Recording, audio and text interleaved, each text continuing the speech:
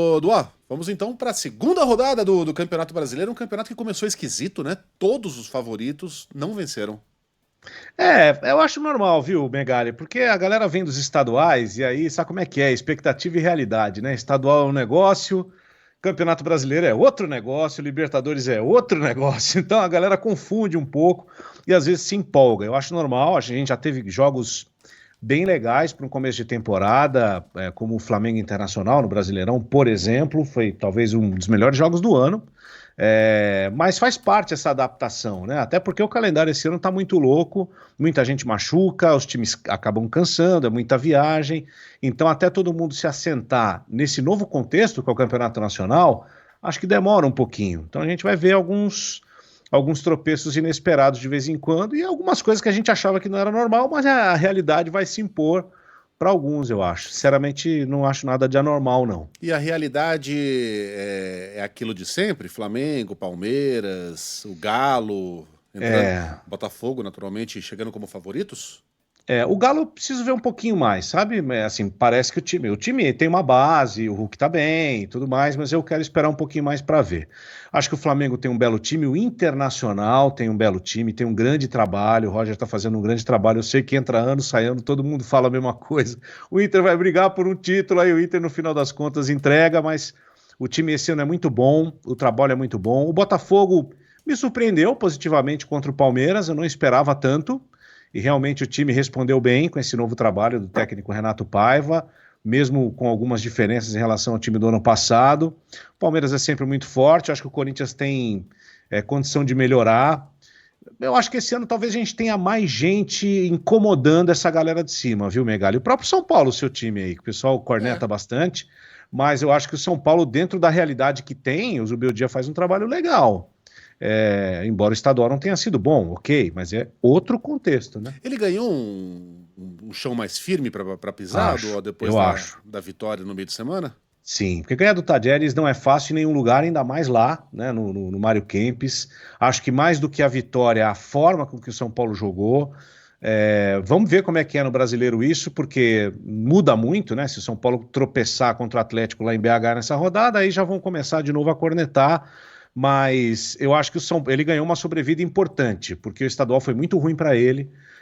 E a Libertadores é um campeonato que o São Paulino tem um apreço muito grande, né? Então, pela campanha que ele tem, é importante lembrar: o Zubeldia foi eliminado ano passado da Libertadores invicto e com a melhor defesa da competição. Então, eu acho que esse time tem condição de melhorar com todo mundo bem. Só que já não tem o Oscar, né? Que já machucou. Mas com todo mundo bem, o time é legal. Eu, Eu vou- eu gosto. vou falar, eu não sou desses torcedores cegos, eu sou bastante crítico ao meu time. Eu vejo esse São Paulo, o time do São Paulo, tá? Os 11 jogadores, como uma É, equipe que não deve nada a nenhum pra time, ninguém. com exceção do Flamengo. O Flamengo tá um degrau acima mesmo, mas é um time tão que tem um potencial tão grande quanto o do Corinthians, o do Palmeiras, o desses favoritaços todos aí. É um belo time. Não Assina tem um grande embaixo. elenco, né? Mas Isso. tem uma Isso. Mas o ótima Corinthians também não zaga. tem. O É, Corinthians também não tem um grande elenco. O próprio Palmeiras agora que está começando a encorpar, trazer gente, e aí vai ter bons reservas, que sempre tem sido um problema do Palmeiras nos é. últimos tempos, não ter banco, né? Então, os times que tiverem banco, principalmente esse ano, que vai ter, às vezes, 3 jogos numa semana só, eles têm uma vantagem, né? O São Paulo talvez deva um pouquinho em relação a isso, mas o time titular do São Paulo é capaz de enfrentar todo mundo, eu acho, de igual para igual, com os erros e acertos que o Zubeldia tem. Agora o Palmeiras, o torcedor não vai ficar bravo, porque o que eu vou dizer aqui é uma realidade, né? Já levantou uma taça esse ano, Supercopa, já levantou, né? O O Palmeiras ano ganhou. passado. Ano passado, quem ganhou esse É. ano? Esse ano foi, meu Deus do céu, acho que foi, será que foi o Flamengo? Foi o Flamengo. Acho que foi o Era Flamengo, Flamengo. Flamengo e Botafogo, Flamengo né? e É Botafogo, isso, o exato. Flamengo ganhou É fácil. isso. Não, então não É. levantou taça coisa nenhuma. É, Perdeu para o Corinthians a final do Paulista, né? isso, chegou à final do campeonato, né? Mas o Isso. Palmeiras não disputou um bom jogo esse ano. Não houve É. um jogo do Palmeiras, cara. Eu assisti quase todos, a minha filha é palmeirense. Não Hum. houve um jogo que terminou. A gente falou, nossa, como o Palmeiras jogou bem esse jogo, hein? Nenhum, nenhum. Foi indo, porque o Palmeiras é um time forte, né? É um time cascudo, que faz gol no final, vai se classificando aos trancos e barrancos e chega. Mas não mostrou nada esse ano. É o ano em que o Palmeiras é, digamos, menos favorito na era Abel, Dó? Eu acho que esse é o ano que o Abel tem mais dificuldade. Isso aí dá para testar. Ele mesmo falou disso, né? Depois que quando o Palmeiras vence um jogo, as coletivas do Abel costumam ser bem melhores, né? Ele, depois do jogo da Libertadores, ele resolveu abrir a caixa de Pandora dele, né? Dizendo um pouquinho dos defeitos que ele também vê no time, que a gente também vê no time, a questão da transição, jogadores que ele tem que improvisar em locais que eles não estão acostumados por causa das lesões do time, ele não tem todo mundo ainda à disposição, tem uma série de questões que o Palmeiras tem vivido, demorou para se reforçar, trouxe reforços que não conseguem jogar ainda, caso do Paulinho e tal, então tá meio conturbado e eu acho que o Palmeiras vai ter dificuldade amanhã para jogar contra o Sport, é o jogo que eu vou narrar na Band News amanhã à noite, porque jogar na Ilha não é fácil, o São Paulo teve dificuldades contra o Sport no Morumbi, e o Palmeiras está cansado, está sofrendo para ganhar todos os jogos, para jogar todos os jogos. O Palmeiras tem uma crise criativa, eu acho, que é muito latente e uma crise defensiva que a gente não estava acostumado a ver, né? E aí eu acho que isso deixa o torcedor do Palmeiras um pouquinho mais ressabiado, um pouco mais tenso até. Mas o Abel, os caras que estão lá, eles têm condições totais de reverter isso.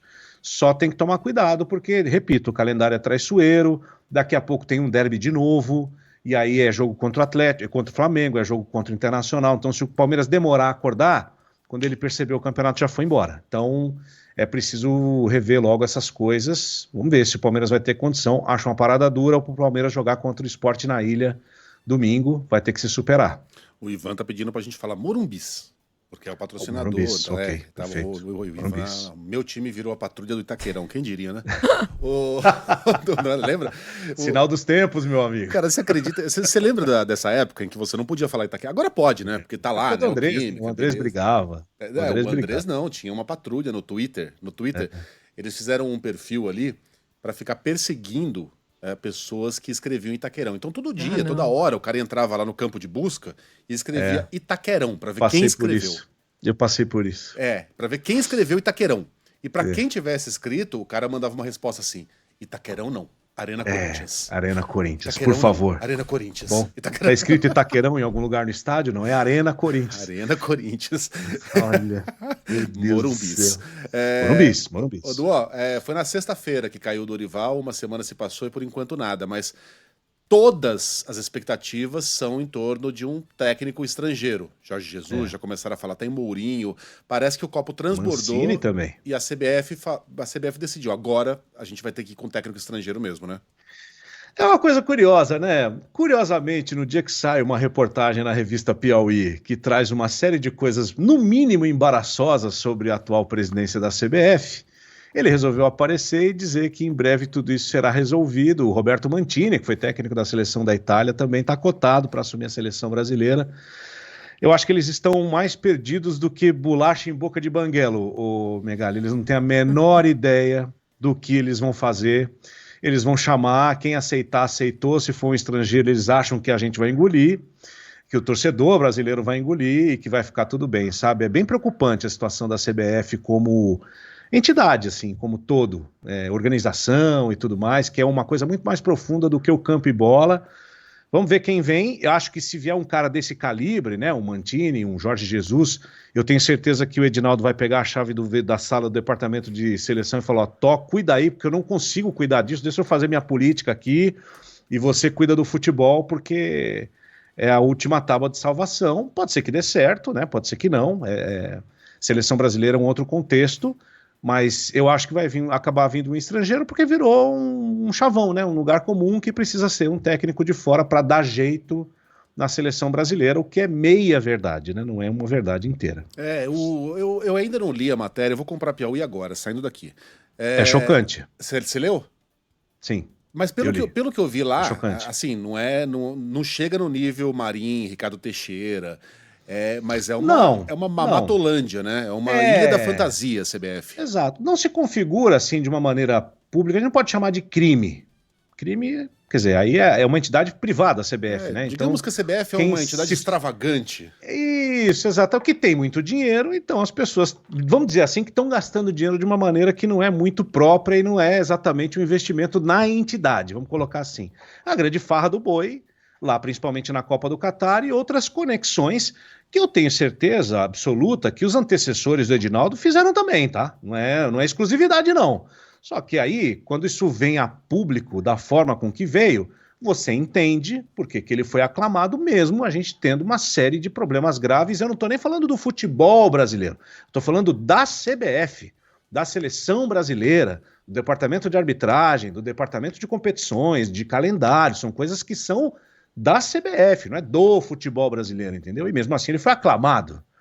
Então a gente, quando você lê a reportagem, e eu convido o amigo da Band News se tiver condições de ler também, vocês vão entender por que tudo aconteceu dessa maneira. E é o Brasil, é um suco de Brasil.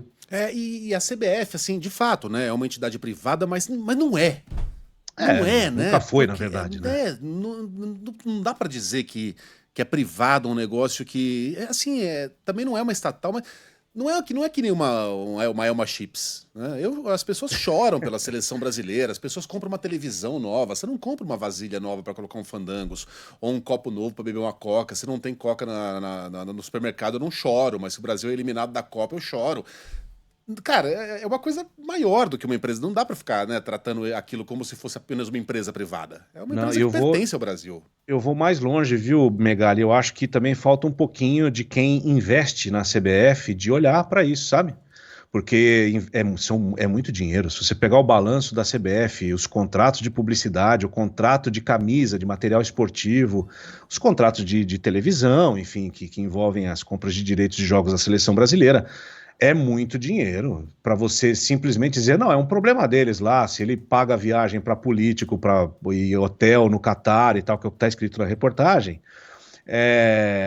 não é problema meu? Eu acho que não é bem assim, né? Quando você atrela a sua marca a uma entidade que tem esse tipo de comportamento, você tem que olhar, porque a sua marca está sendo raspada por aquilo. Então, eu acho que é o único jeito disso mudar. É quem investe, quem põe dinheiro lá dentro, olhar e falar, poxa, mas espera aí, eu não sei se eu quero a minha marca ligada a esse tipo de coisa, né?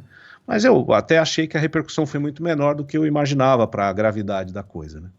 Feita aqui a comparação do Adriano, a CBF pode ser comparada com uma igreja. É uma instituição religiosa, de certa maneira, tem fiéis, tem arrecadação e não paga quase nada de imposto. E o Silvio diz que talvez se eu comer uns cebolitos eu possa até chorar. Tem razão. Depende. Esses ouvintes são ótimos, né? Dô, sempre um prazer, meu irmão. Bom trabalho com você. Valeu, meu querido. Você narra o que no fim de semana? Sport Palmeiras, amanhã às 6h30. Hoje tem Corinthians e Vasco em Itaquera com o Anderson Gonçalves às 6h30. Jogo bom, Corinthians é favorito para o jogo, mas precisa mostrar futebol para sua torcida também. Atlético e São Paulo amanhã às 4 com o Silva Júnior lá na Arena MRV, lá em Minas Gerais. Parada dura para o Tricolor. E eu espero vocês 6h30 no domingão aí com o Sport Palmeiras.